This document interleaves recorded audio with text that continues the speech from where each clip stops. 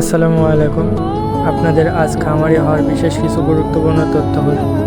অবশ্যই ভিডিওটা ঘরে বসে শুয়ে থেকে দেখছেন। খামারি ভিডিও দেখতে ভালোই লাগে, শখ হয় খামারি হওয়ার, খামার দেওয়ার। ভাই ভিডিওতে দেখতে ভালোই লাগে, বাস্তবতা অনেক কঠিন। এই রোদের ভিতরে এসে একটু দেখেন কেমন লাগে।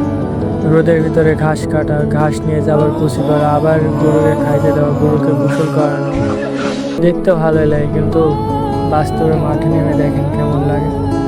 আবার তো আছেই গরুর অসুখ। কিছুদিন আগেই খুরা রোগ হয়।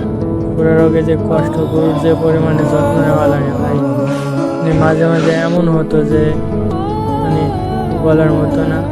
আল্লাহ না করে কেমন রোগ আর কারো হোক।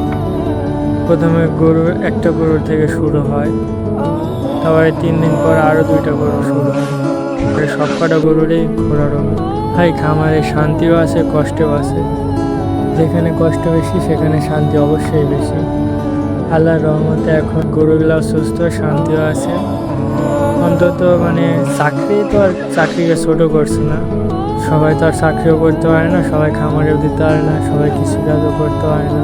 সবাই বিভিন্ন জায়গায় বিভিন্ন সেক্টরে কাজ করে। তাই কৃষিকাজে নিজের স্বাধীনতা আছে, চাকরিতে নিজের স্বাধীনতা নেই। মাস শেষে একটা নির্দিষ্ট বেতন, 15,000, 20,000, 30,000।